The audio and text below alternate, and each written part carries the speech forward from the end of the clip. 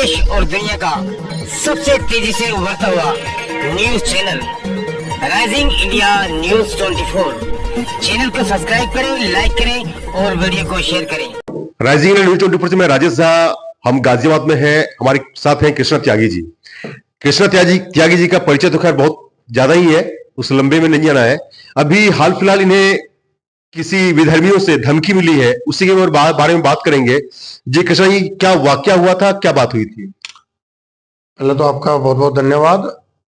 देखिए, कल दोपहर 12:01 पर मेरे पर फोन आया और उसमें जो है पहले वो गाली गुपाड़ करते हुए उसने जो है एक हमारे मित्र हैं विष्णु गुप्ता जी, जिन्होंने अजमेर दरगाह के खिलाफ एक याचिका गिरी है, उसको लेकर कहने लगे कि भाई सर कलम करेंगे, तेरा भी करेंगे। योगी आदित्यनाथ जी महाराज का नाम लेकर, प्रधानमंत्री जी का नाम लेकर, गृह मंत्री अमित शाह जी का नाम लेकर और राजस्थान के जो मुख्यमंत्री हैं भजनलाल शर्मा जी, उनका नाम लेकर सबको गाली गुप्पाड़ करके ये कर देंगे, वो कर देंगे, 15 दिनों के अंदर जो है कत्लेआम मचा देंगे, इस तरीके की बात कर रहा था।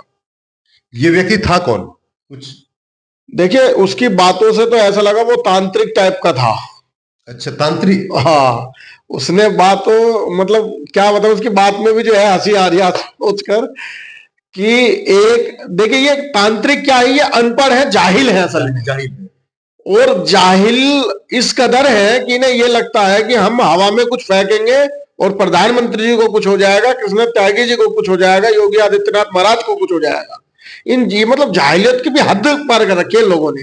नहीं, ये सबसे पहले तो एक सवाल आता है, तांत्रिक तो खैर ये हिंदुओं में होते हैं या वो मुसलमान थे, ऐसा कुछ था क्या? हाँ, वो अपने आप को वहां का ही जो है अजमेर शरीफ का बताता है, कभी महाराष्ट्र का कोई बताता है, मतलब 2-3 जगह के उसने नाम लिए हैं। अब कल हमने उसकी कंप्लेंट कर दी है, प्रशासन उसे उठाकर लाएगा, उसके तांत्रिक पना सब निकाल देगा। अच्छा, तांत्रिक पना उसकी निकल जाएगी। बिल्कुल, ये तो योगी आदित्यनाथ महाराज जी का प्रदेश है, इसमें कोई भी दंगाई, कोई भी जो है इस तरीके का जो है ये तांत्रिक हो, इनके भूत अच्छे तरीके से उतारना आता है। योगी जी महाराज पे भरोसा है? बिल्कुल भरोसा है, बिल्कुल भरोसा है। आप देखिए, उत्तर प्रदेश की व्यवस्था आज बहुत अच्छे ढंग से चल रही है, कोई दिक्कत नहीं है, किसी को भयभीत होने की आवश्यकता नहीं है। हमारे कार्यकर्ता कह रहे थे कि भैया हम थाने घेरे, हम चीजों को घेरे, मैंने उनसे भी कहा, मैंने कहा अभी कोई आवश्यकता नहीं है, कार्रवाई बढ़िया उचित हो रही है, कोई दिक्कत नहीं है। तो आपकी बात कविनगर थाने में एसएचओ से हुई या एसीपी से भी हुई या आगे भी आपने किसी और बात की है? नहीं, मैंने अभी किसी से कोई बात नहीं की है। ऐसा है, जब मेरे पर ये कॉलें आई तो मैंने सबसे पहले 112 पर कॉल करके सूचना दी कि योगी आदित्यनाथ जी का नाम क्योंकि उसमें इन्वॉल्व था, क्योंकि हमें तो वैसे धमकी बहुत मिलती है, पर जब किसी एक मुख्य प्रदेश की मुखिया का नाम इन्वॉल्व हो जाए तो चीजें गंभीरता से लेनी चाहिए।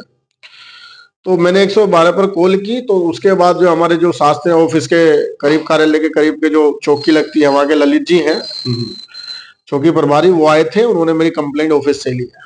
ठीक है। और ये वाकया कब का था, किस दिन? ये कल 8 तारीख 8/12/2024 दोपहर 12:01 पर मेरे पर कॉल आई। पहली, दूसरी आई जब मैंने उससे, देखिए सबसे बड़ी बात, मैं उस जाहिल से कह रहा था, मैंने कहा तेरे नाम की कंप्लेंट हो जाएगी, तेरे नाम की कंप्लेंट होगी, फिर तुम्हारे मकान टूटेंगे, फिर तुम रोगे कि योगी आदित्यनाथ जी ने ऐसा कर दिया, वहां के प्रशासन ने ऐसा कर दिया। पर वो ठहरा तो जाहिल ही, उसके समझ में थोड़ी आनी है। उसने जो है दोबारा कॉल करके मुझे धमकी देना चाहा, मैंने उससे फिर भी कहा, मैंने कहा थम जा, तेरा इलाज ठीक से ही होगा। ठीक से ही होगा। तो इलाज आपने बंधवा दिया उसका? नहीं, अभी बंधवाया नहीं, पर बंधेगा। हाँ, निश्चित बंधेगा। अभी बांग्लादेश में हिंदुओं पे अत्याचार हो रहा है, उसके बारे में क्या कहेंगे? देखिए, बड़ा दुर्भाग्य है कि बांग्लादेश में आज एक तरीके से मतलब इतनी दुर्गति हिंदुओं की हो रही है, बहन बेटियों की हो रही है, खुलेआम इतना अपराध, सर चढ़कर नंगा नाच कर रहे हैं वो लोग वहां।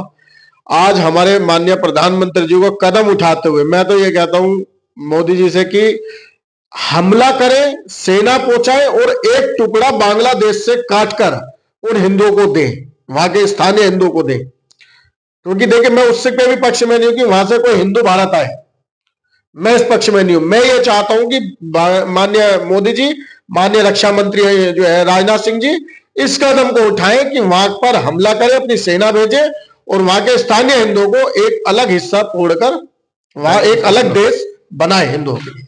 और जो पाकिस्तान से प्रताड़ित हिंदू है, जो बांग्लादेश से प्रताड़ित हिंदू है, उन सभी हिंदुओं को वहां लाकर व्यवस्थित तरीके से बसाए और उसे अलग देश की एक संज्ञा दी जाए। 3 टुकड़े तो भारत के पहले ही हो चुके हैं। अब समय है बांग्लादेश का टुकड़ा करने का। अब समय बांग्लादेश के टुकड़े करने का। हाँ, एक पाकिस्तान और एक बांग्लादेश, दोनों से हिस्सा लेकर हिंदुओं के लिए एक अलग देश की जो है तैयारी करनी चाहिए नरेंद्र मोदी जी को।